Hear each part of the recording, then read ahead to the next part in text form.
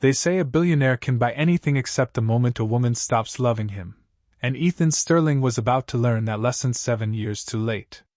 The church bells echoed across downtown Manhattan as rain hammered the stained glass windows of St. Augustine Cathedral, turning the marble steps slick beneath Claire Bennett's white heels. At 28 years old and 8 months pregnant, Claire stood alone beneath the towering entrance wearing a custom Vera Wang gown that suddenly felt too heavy to breathe in.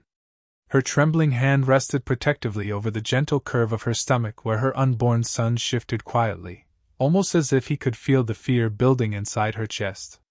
Guests in designer suits and diamond necklaces streamed through the cathedral doors carrying champagne flutes and wrapped gifts, but none of them looked directly at her anymore. They looked past her. Through her. Like she had already become a ghost before the wedding even started. "Miss Bennett?" The voice came from one of Ethan Sterling's private security guards standing stiffly beneath a black umbrella. His expression carried the same uncomfortable pity people reserve for public humiliation they are relieved is not happening to them. Claire forced a smile despite the cold rain soaking through her veil. "Is Ethan inside already?" she asked softly, though something deep in her stomach already knew the answer. The guard hesitated for exactly 2 seconds before handing her a cream-colored envelope embossed with the Sterling family crest. Claire stared at it. Her fingers suddenly numb. Around her, the organ music inside the cathedral began to play louder, drowning out the sound of thunder rolling across the city skyline. "Mr. Sterling cancelled the wedding," the guard finally whispered. The words hit harder than the rain. Claire blinked once. Then twice. As if her body refused to process what her ears had just heard. "Cancelled?" she repeated faintly. "No. No, there has to be some mistake." But the guard lowered his eyes instead of answering. Claire's hands shook as she opened the envelope. Inside was a single typed sentence. "Don't come tomorrow. It's over." No signature. No explanation. Just silence pressed into paper sharp enough to cut through 7 years of love like glass. A gasp escaped her lips as the world around her blurred. At that exact moment, a massive LED billboard across the street flickered to life above Times Square traffic, and suddenly every guest walking into the cathedral slowed down. Claire turned instinctively toward the screen. Her breath stopped. Ethan Sterling appeared laughing on the deck of a private yacht somewhere under Mediterranean sunlight, his arm wrapped around a famous runway model wearing a diamond necklace Claire herself had picked out 3 Christmases ago. The date stamp on the footage read 20 minutes earlier. Live from Monaco. Someone near the church entrance whispered, "Oh my God!" Another person pulled out a phone. Cameras began flashing almost immediately. Claire felt hundreds of eyes locking onto her soaked wedding dress, her swollen stomach, her shattered expression. The billionaire bride abandoned before the ceremony. Tomorrow's headlines were already writing themselves. Her knees weakened beneath her as the rain poured harder across the cathedral steps. One hand clutched the letter while the other covered her belly protectively.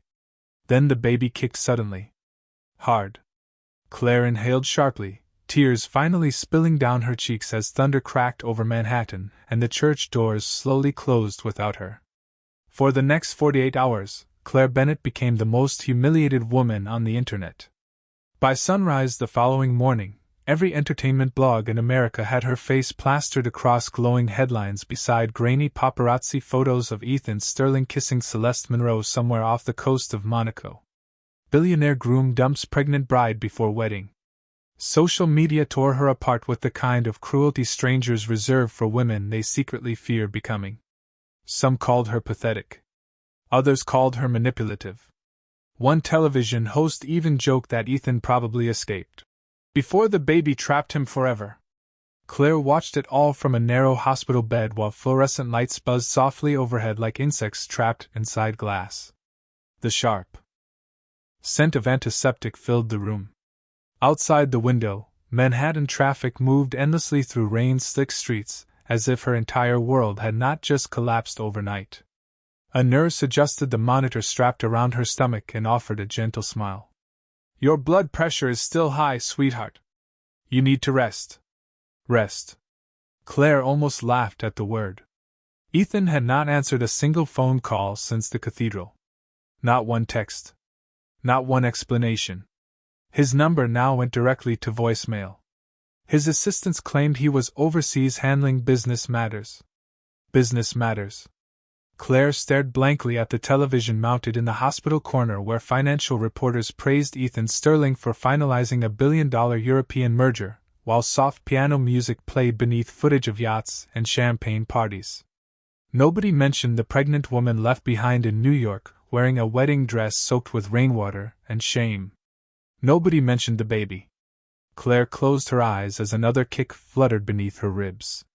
"I am here," she whispered quietly to her unborn son. "I am not leaving you." The words felt fragile in her mouth because the truth was terrifying. She had nowhere to go. The penthouse apartment belonged to Ethan's company. Her name had never been added to the ownership papers despite repeated promises over the years. 3 days after the cancelled wedding, 2 lawyers arrived carrying leather briefcases and polite smiles that somehow felt colder than open cruelty. They informed Claire she had 72 hours to vacate the property. "Mr. Sterling has arranged temporary accommodations at the Langford Hotel," one attorney explained carefully.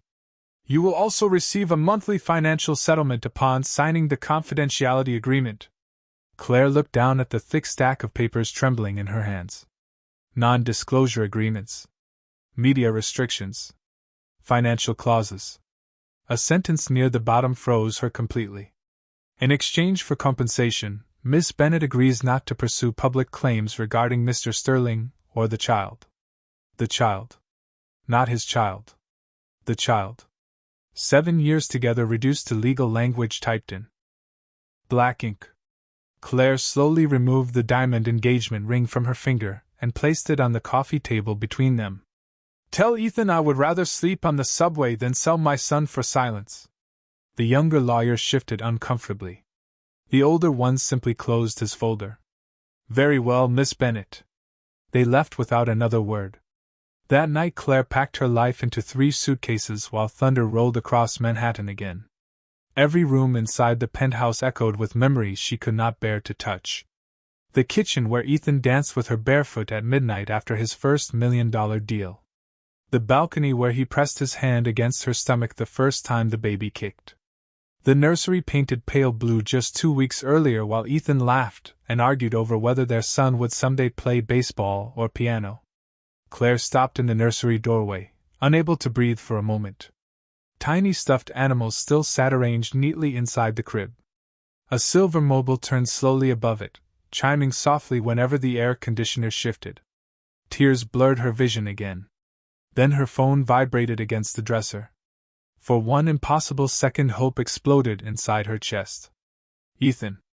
But the message came from an unknown number instead. "You should have understood your place before trying to become a Sterling." Claire stared at the screen. Another message appeared immediately after. "Ethan chose freedom.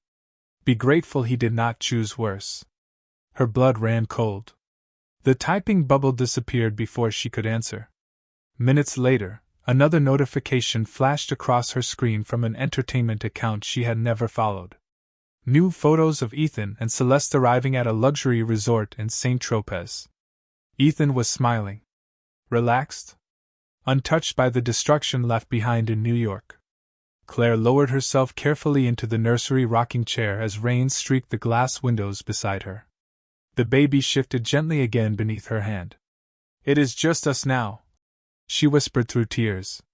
But somewhere thousands of miles away beneath Mediterranean sunlight, Ethan Sterling had no idea that the woman he abandoned was about to disappear from his life forever. The first snowstorm of December arrived the same night Claire Bennet went into labor. Wind rattled the windows of the small motel room she had rented 2 hours outside Manhattan under a different last name, while neon lights flickered weakly through thin curtains that smelled faintly of cigarette smoke and old detergent. The room cost $69 a night plus tax. The mattress sagged in the middle. The heater groaned every few minutes like it might die before morning. 7 weeks earlier Claire had imagined giving birth inside a luxury private hospital with Ethan holding her hand while soft music played beside expensive flowers. Instead, she sat alone on the edge of a motel bed wearing an oversized gray sweatshirt and counting contractions through clenched teeth while freezing rain hammered against the parking lot outside. Another sharp wave tightened through her stomach, and Claire inhaled slowly, just like the birthing classes taught her months ago, back when she still believed Ethan Sterling would be beside her forever. "Okay," she whispered shakily to herself. "Not tonight. Please, not tonight." But deep down she already knew the baby was coming. Her phone battery sat at 4%. She had ignored 3 missed calls from reporters somehow still tracking her location after the wedding scandal exploded online. Ethan still had not contacted her once. Not even after learning she had disappeared from New York. The silence hurt worse now because labor stripped away every layer of pride she had left. Claire wanted to hate him. She wanted to erase him completely. But during the longest nights she still remembered the version of Ethan who used to kneel beside her piano bench listening to her play old jazz songs while snow fell outside their apartment windows. The version who kissed her forehead and whispered that she made him feel human before billion-dollar meetings hardened him into someone colder. A sudden pain forced Claire forward with a gasp. Her water broke across the motel carpet seconds later. Panic surged instantly through her chest. No, no, no. Her trembling hands reached for her phone. The nearest hospital was almost 40 miles away, according to the front desk clerk earlier that afternoon. Ice covered the roads now. Visibility outside had nearly vanished beneath blowing snow.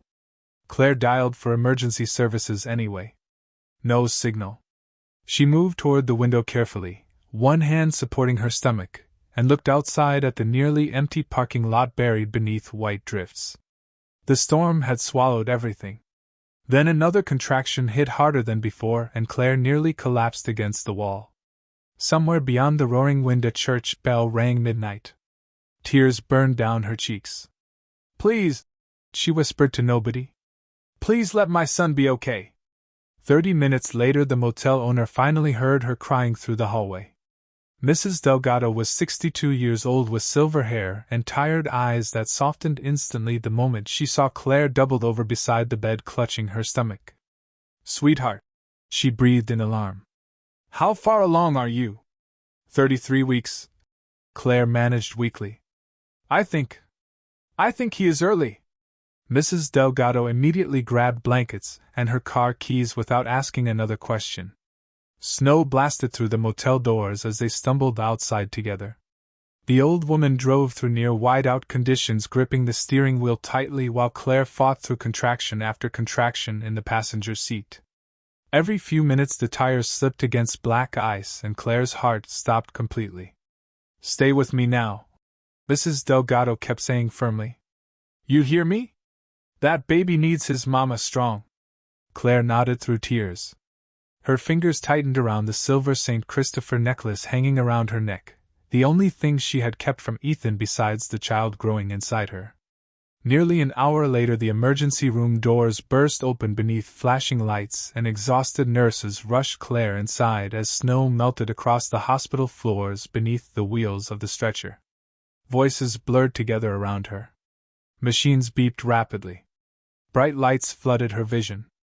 "No family with you?" one nurse asked gently while helping her sign paperwork between contractions. Claire stared blankly at the clipboard in her shaking hands.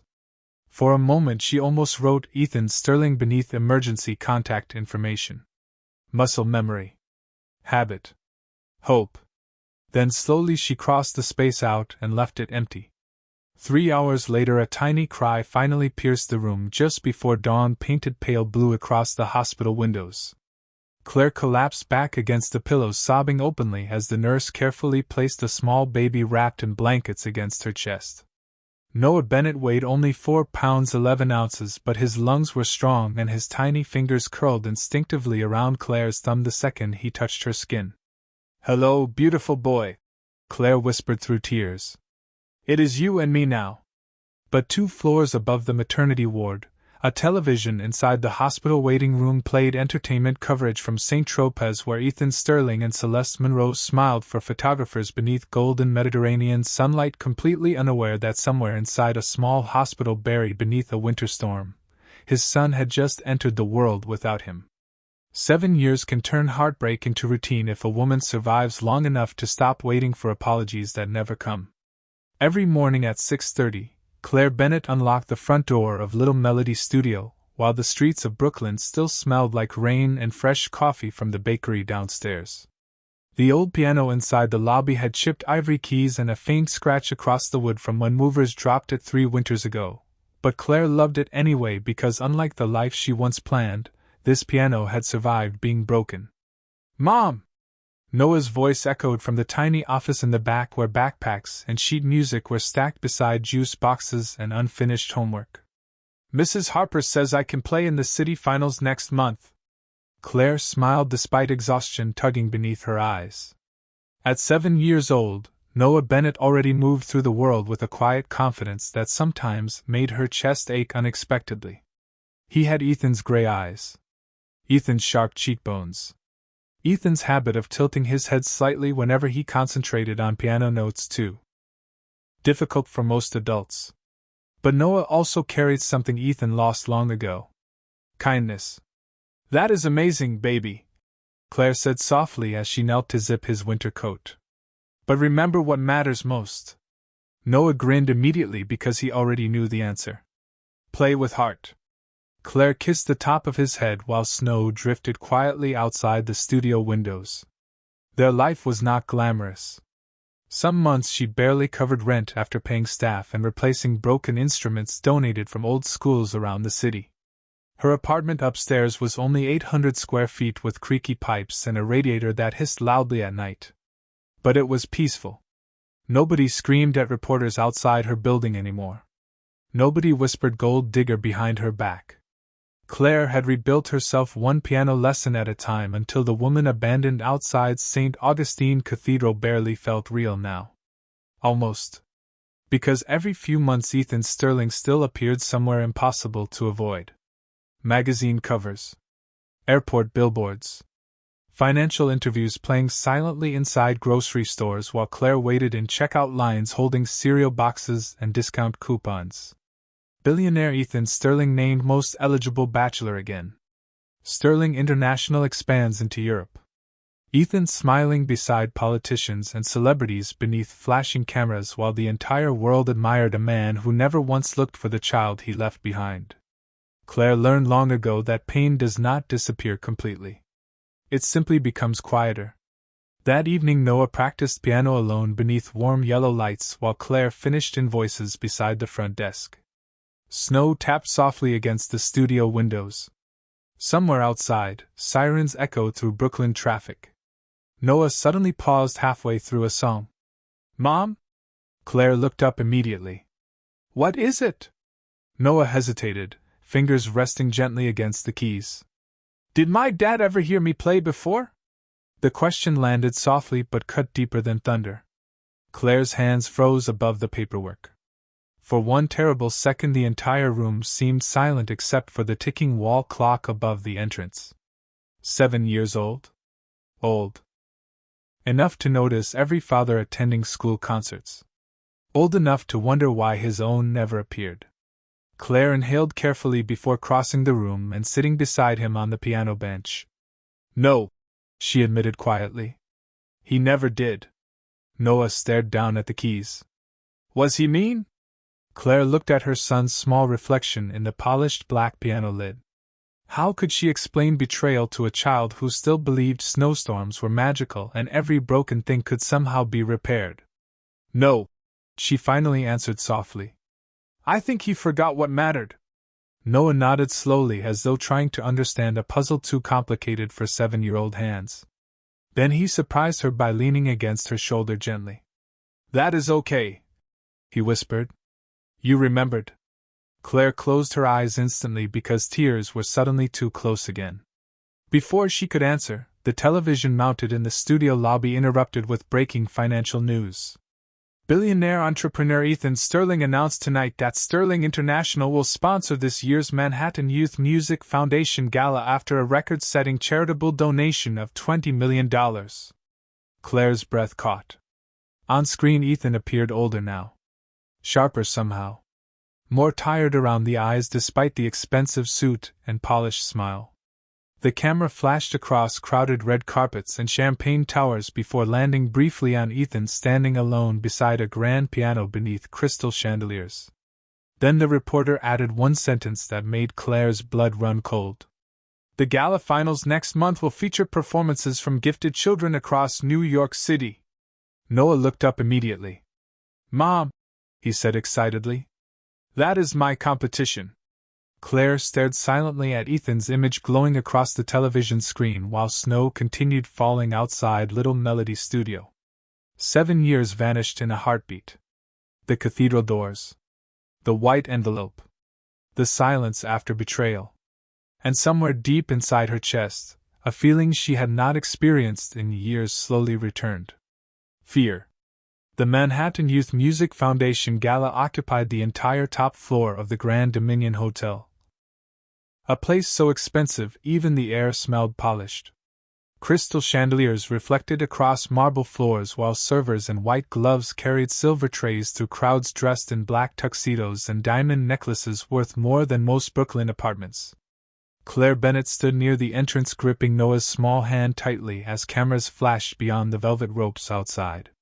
7 years ago she would have belonged naturally inside rooms like this beside Ethan Sterling. Tonight she felt like someone revisiting a dream she'd barely survived. Mom, Noah whispered softly while staring up at the enormous ballroom ceiling painted gold and ivory. This place looks like a castle. Claire forced a smile. Just remember why we are here. Noah nodded immediately. Play with heart. Even now the phrase made her chest ache a little. Noah wore a navy blue suit donated by another parent from the studio whose son had outgrown it last spring. Claire had hemmed the sleeves herself at 2 in the morning after finishing lesson schedules. The shoes pinched slightly because they were half a size too small, but Noah never complained once. Meanwhile, across the ballroom, billionaire investors laughed beside towering champagne sculptures while reporters chased celebrities near the auction stage. The contrast felt almost cruel. Claire adjusted Noah's tie gently and tried ignoring the massive portrait banners hanging throughout the ballroom featuring Ethan Sterling beside the foundation logo. Sponsor. Visionary. Philanthropist. The words followed her everywhere now. Contestants this way, please. A coordinator led Noah and the other children toward backstage rehearsal rooms lined with velvet curtains and glowing vanity mirrors. Noah looked back once before disappearing behind the doors. Love you, Mom. Love you more, Claire answered softly. Then suddenly she was alone beneath the chandelier lights with 7 years of carefully buried memories pressing against her ribs again. Around her conversations floated through the ballroom like perfume. Ethan Sterling donated $20 million this year. I heard he may run for office someday. Still single somehow. Claire moved quietly toward the edge of the room near one of the grand windows overlooking Manhattan. Snow drifted slowly outside beyond the glowing skyline. Her reflection stared back faintly in the glass. Older now. Stronger. But not untouched. Claire? The voice behind her nearly stopped her heart. She turned too quickly. Ethan Sterling stood less than 10 feet away holding a crystal whiskey glass frozen halfway to his lips.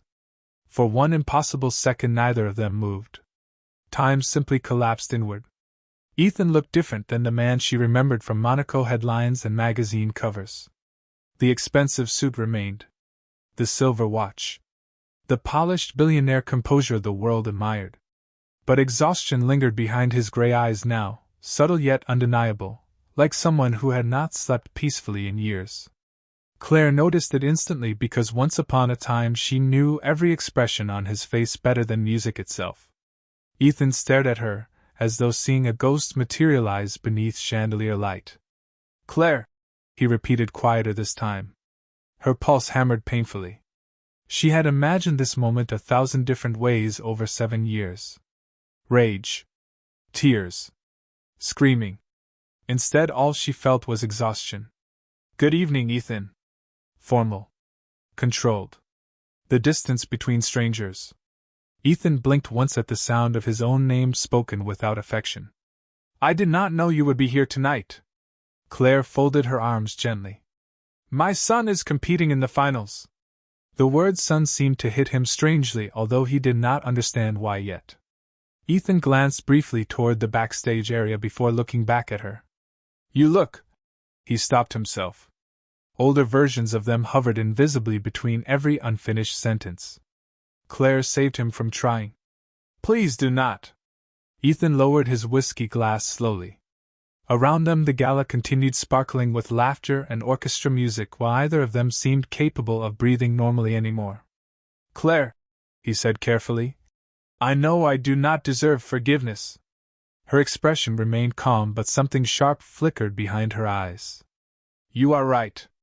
The answer landed softly yet cut deeper than shouting ever could. Ethan swallowed hard. For the first time in years he looked uncertain instead of powerful.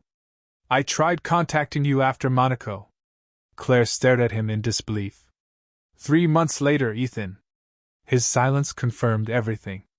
She laughed once under her breath, though no amusement reached her face. You abandoned me outside a cathedral while I was carrying your child. Ethan's jaw tightened instantly. Claire, do not. Her voice stayed quiet but firm enough to stop him cold. You lost the right to explain yourself 7 years ago. Before Ethan could answer, applause suddenly erupted across the ballroom as the announcer welcomed the finalists onto the stage. Claire instinctively turned toward the spotlight just as Noah walked confidently to the grand piano beneath roaring applause. Ethan followed her gaze automatically. Then the entire ballroom seemed to stop breathing.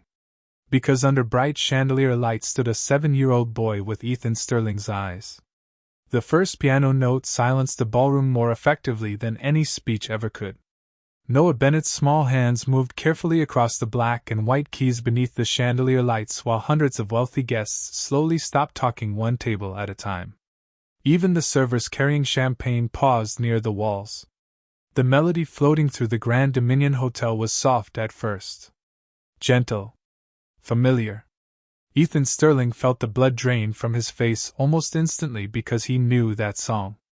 Claire wrote it during a thunderstorm 7 years ago, while sitting barefoot beside the penthouse windows wearing one of his oversized sweaters and laughing every time she missed a note. Ethan had called it their lullaby back when the future still belonged to them. Nobody else in the world should have known that melody. Yet there it was, echoing across marble floors through the fingertips of a 7-year-old boy with his eyes. Ethan stared at the stage, unable to breathe properly. Beside him Claire remained perfectly still, but her fingers tightened subtly around the silver-clutched purse in her hands. She knew exactly what realization was unfolding beside her. Noah transitioned smoothly into the second movement of the piece, concentration written across his small face while warm spotlight beams reflected against the polished piano lid. The resemblance was impossible now that Ethan saw him clearly. The same gray eyes. The same stubborn jawline. Even the slight crease between Noah's brows when focusing looked painfully familiar. Ethan's whiskey glass lowered slowly to his side, forgotten completely.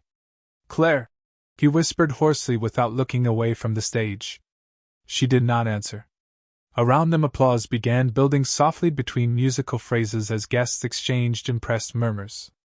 One socialite near the front table leaned toward another and whispered, "That child is extraordinary." Ethan barely heard any of it. His pulse thundered too loudly in his ears. 7 years? 7 years suddenly rearranged themselves into something monstrous inside his chest. How old is he? Ethan finally asked, though he already feared the answer. Claire looked directly at the stage instead of him. 7. The word shattered whatever fragile denial remained. Ethan closed his eyes briefly. 7 years old? Born the same winter Claire disappeared from New York. The same winter he buried himself in business deals and European expansion, while convincing himself she had chosen to vanish from his life. His stomach twisted violently. You never told me. Claire turned toward him then, and the quiet pain inside her expression hurt more than anger ever could. You left me outside a cathedral in front of cameras and strangers while I was carrying your son. Ethan flinched visibly. Claire, I thought that I would beg, she interrupted softly.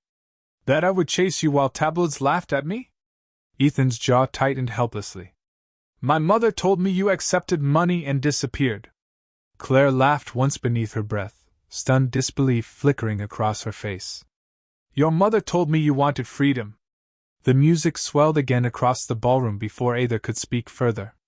Noah finished the final note delicately, and for half a second complete silence hung over the gala. Then the room erupted into applause. Guests stood immediately. Cameras flashed. Several judges wiped at their eyes while Noah smiled shyly beneath the spotlight, clearly overwhelmed by the reaction. Ethan stared at the boy clapping politely toward the audience, and suddenly saw every birthday he missed. Every Christmas morning. Every nightmare.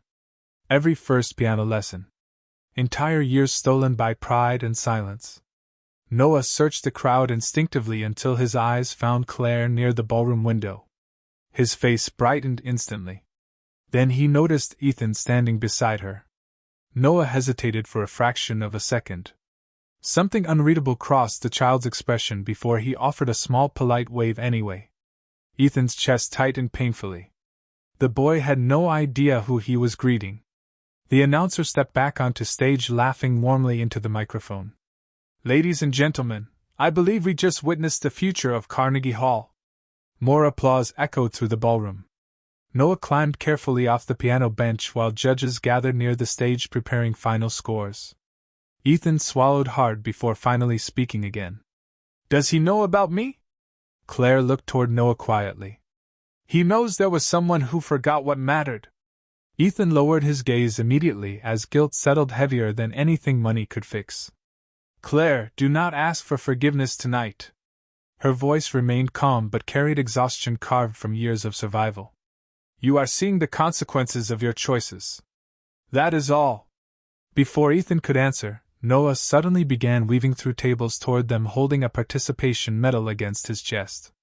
The closer he came, the harder Ethan's heartbeat pounded.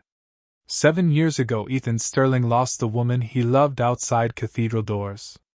Tonight, beneath crystal chandeliers and orchestra music, he realized he had lost something infinitely worse.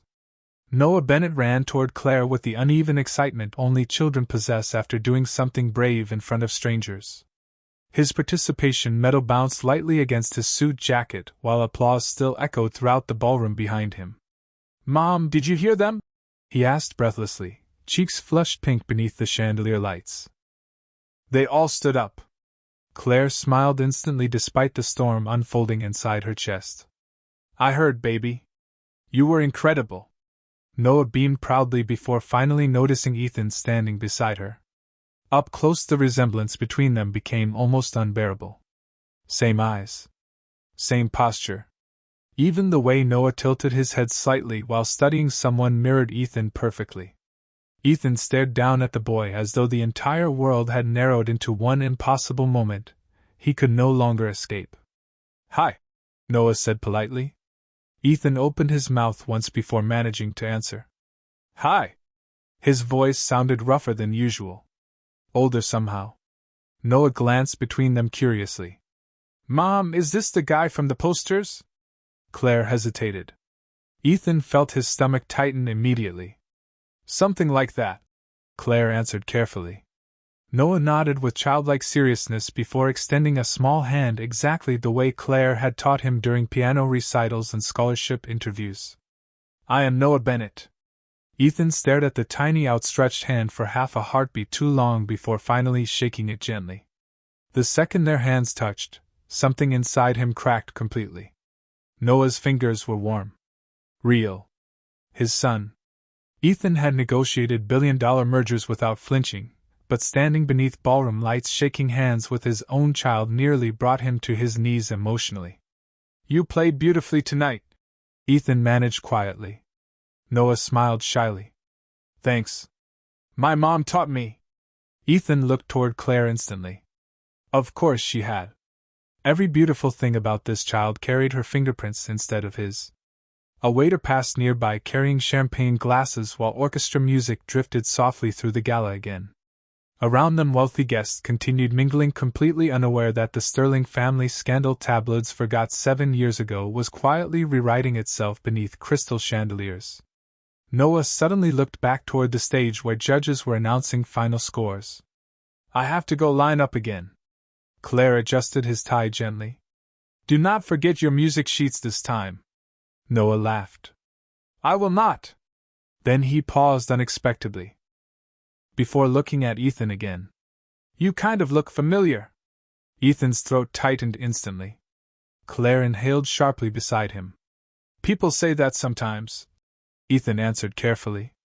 Noah studied him another second with the unnerving honesty children possess before finally shrugging and jogging back toward the contestants near the stage.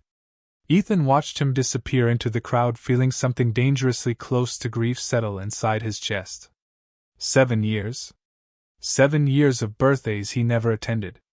7 years of scraped knees, piano lessons, bedtime stories, science fairs, Christmas mornings. Gone forever. Claire, Ethan whispered hoarsely once Noah was out of earshot. Why did you never tell him? Claire looked exhausted suddenly. Tell him what? That his father abandoned us in front of cameras and strangers? Ethan flinched again. I did not know about him. Claire's eyes finally hardened. You never tried to know. Silence settled heavily between them. Across the ballroom the announcer congratulated finalists, while camera flashes burst like distant lightning around the stage. Ethan loosened his tie slightly as though the room suddenly lacked oxygen. After Monaco, he admitted quietly, my mother told me you accepted a settlement and disappeared with another man. Claire stared at him in disbelief so deep it almost looked like pity. Another man? Ethan nodded slowly, shame flickering across his expression now. She said the baby might not even be mine. Claire laughed softly under her breath, but there was no humor in it. So you believed her? Ethan could not answer immediately because the truth sounded monstrous now that Noah had a face and a voice and a tiny hand that shook his moments earlier. Claire stepped closer, lowering her voice beneath the orchestra music. Do you know what hurts the most, Ethan? He looked at her silently. Not the cathedral. Not the tabloids. Not even losing everything. Her eyes glistened briefly beneath chandelier light before she forced herself steady again. It is knowing I once trusted you enough to build a child with you. Ethan lowered his gaze immediately. Somewhere inside the ballroom, applause erupted again. As Noah received second place among the finalists. The little boy's smile lit up the stage brighter than the chandeliers overhead. Ethan watched him proudly lift the silver trophy with both hands while photographers snapped pictures from every angle. Then suddenly one older woman near the judges' table leaned toward another guest and whispered loud enough for Ethan to hear clearly. That child looks exactly like Ethan Sterling. The second sentence followed immediately after. My God, could that be his son? Claire heard it too. Panic flashed across Ethan's face for the first time all evening because billionaires fear public scandals almost as much as losing control itself. But Claire only looked toward the stage quietly while Noah smiled beneath camera flashes, completely unaware that his entire life was about to collide with the truth. Within 20 minutes the whispers spread through the ballroom faster than champagne. Wealthy investors pretending not to stare suddenly began glancing between Ethan Sterling and the small boy holding a silver piano trophy beneath stage lights. Reporters near the back tables lowered their cameras toward Noah with growing curiosity, while socialites exchanged hushed speculation behind diamond-covered hands. Claire Bennett felt the shift instantly because humiliation has a temperature once you survive enough public judgment. 7 years ago she stood beneath cathedral rain, while strangers watched her life collapse. Tonight the attention felt different. Dangerous in a quieter way. Claire. Ethan's voice lowered urgently beside her. We need to talk privately. She looked at him calmly. There is nothing left to discuss. But Ethan's expression had changed completely now. The billionaire composure admired by magazines and financial networks was gone. In its place stood a man realizing the cost of arrogance too late. Please, he whispered. Claire almost hated him for sounding sincere. Before she could answer, another familiar voice suddenly interrupted behind them. Ethan, there you are. Vivian Sterling approached through the crowd wearing a black designer gown and enough diamonds to blind half the ballroom under chandelier light. At 62 years old, Ethan's mother still carried herself like royalty, accustomed to controlling every room she entered. But the moment her gaze landed on Claire, the warmth disappeared from her face instantly. "Claire Bennett," Vivian said coolly. "I did not realize this event invited former scandals." Ethan's jaw tightened immediately. "Mother." Vivian ignored him completely while her eyes shifted toward Noah near the stage. For the first time since entering the ballroom, uncertainty flickered across her elegant expression. "Who is that child?" Claire remained silent. Ethan inhaled sharply beside her. Vivian looked between them once. Then twice. Understanding hit her visibly. "No," she whispered. Ethan finally spoke with a steadiness that surprised even himself. "His name is Noah." Vivian's face lost color beneath expensive makeup. "Ethan, he is 7 years old." The sentence landed like shattered glass between them. Around the ballroom, orchestra music continued playing softly while guests pretended not to overhear the Sterling family unraveling in real time. Vivian lowered her voice instantly. "You need to be careful what assumptions you make publicly." Claire almost laughed at the predictability of it. Damage control. Reputation first. Always. But Ethan looked at his mother differently now. Like someone finally seeing the architect behind years of destruction. "Did you lie to me?" Ethan asked quietly. Vivian stiffened. "I protected you. Did you lie?" The second question came sharper. Vivian glanced briefly toward Claire before answering carefully. "That woman was emotional and unstable after the wedding." Claire stared at her in disbelief. "You sent me messages telling me Ethan wanted freedom." Vivian's eyes narrowed immediately. "And you disappeared conveniently right afterward." Ethan turned toward his mother slowly. "You told me she accepted money and left with another man." Silence. Tiny. Fragile. Deadly. Vivian's expression shifted almost imperceptibly because for the first time her son was no longer automatically believing her version of reality. "Ethan," she said carefully, "you were building an international company. A child at that point would have destroyed everything." Claire felt Noah approach beside her before she even saw him. "Mom?" he asked quietly while clutching his trophy against his chest. The tension in the adults' voices had clearly reached him now. Ethan looked down at the boy again, and this time the resemblance became impossible for everyone nearby to ignore. Several guests openly stared. A photographer discreetly lifted his camera. Noah glanced uncertainly between Claire and Ethan before asking the one question nobody in the ballroom was prepared for. "Do I know you?" Ethan opened his mouth, but nothing came out immediately. 7 years of absence suddenly sat too heavily inside his throat. Claire stepped protectively closer to Noah. "Baby, maybe we should go." But Noah kept studying Ethan with innocent concentration. "You really do look like me," he murmured softly. Vivian immediately stepped forward. "Claire, this situation is inappropriate for a child." Ethan turned sharply toward his mother. "Enough." The word carried enough authority to silence even nearby conversations. Vivian froze visibly. Ethan knelt slowly in front of Noah despite the expensive tuxedo brushing against polished marble floors. For the first time all evening, billionaire executives and socialites disappeared completely from his attention. Only the child mattered now. Ethan looked directly into Noah's gray eyes, eyes identical to his own, and something inside him finally broke open completely. "Noah," he said carefully, voice rough with emotion he could no longer hide. "I think I should have known you a long time ago." Noah blinked in confusion. "What does that mean?" Ethan swallowed hard. Claire's heartbeat pounded painfully because she knew exactly what moment was coming next. Around them, phones quietly lifted. Cameras adjusted focus. The entire ballroom held its breath while chandelier light reflected across marble floors and snow drifted softly outside Manhattan windows. Then Ethan Sterling looked at his son and spoke the truth he abandoned 7 years earlier. "It means," he whispered, "I am your father." The ballroom went completely silent after Ethan Sterling spoke the words. Not quiet. Not hushed. silent in the kind of way people remember years later when a single sentence changes every life inside a room.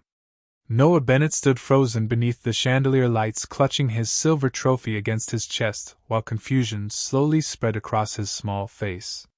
"You are my dad?" he asked softly.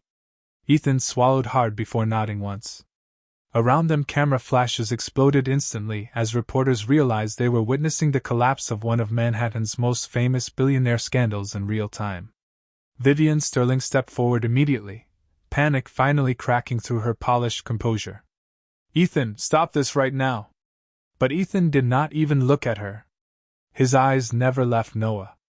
"I should have been there for you," he whispered, voice rough with regret. "Every birthday. Every piano lesson. Every Christmas."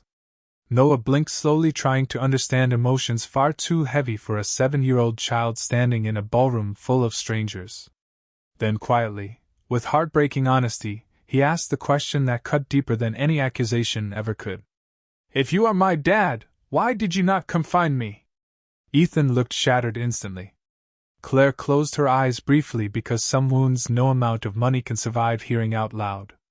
Ethan opened his mouth once. Then again. But there was no excuse large enough to fit 7 years of absence. Finally he answered with the only truth he had left. "Because I was a coward." The admission echoed softly beneath the chandeliers. Several guests lowered their eyes uncomfortably. Even the orchestra near the stage had stopped playing entirely now. Noah stared at Ethan carefully before glancing up at Claire. "Mom?" Claire moved beside him, immediately kneeling so their eyes met evenly. "Baby, none of this changes how loved you are." Noah nodded slowly, still processing everything at once. "Did you know he was my dad the whole time?" Claire hesitated only a second. "Yes." Noah looked back toward Ethan. "Then why did you not tell me?" Claire's voice remained gentle despite the tears threatening behind her eyes. "Because I wanted you to grow up knowing your worth did not depend on someone choosing to stay." Ethan physically flinched hearing that sentence because it was true. Every sleepless night. Every piano recital.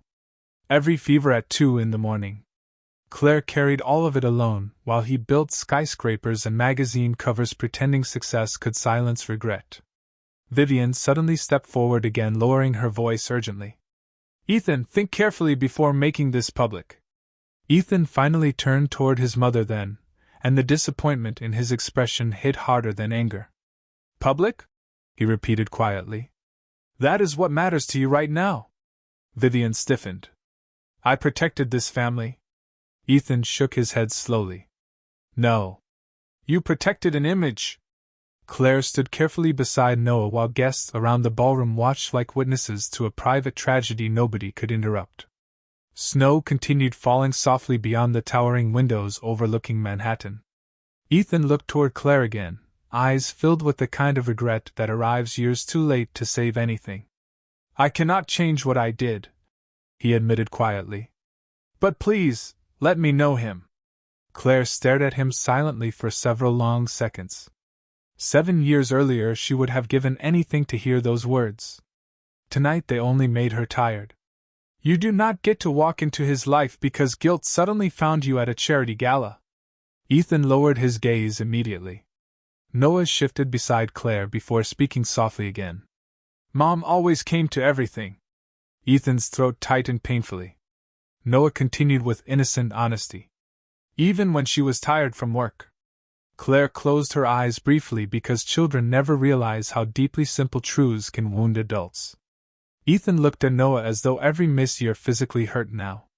"Your mother is stronger than anyone I have ever known," he whispered. Noah smiled proudly at that. "I know." Then something unexpected happened. Noah stepped closer to Ethan slowly. "Are you really sorry?" The question sounded so small beneath the giant ballroom ceiling. Ethan answered instantly. "Every single day."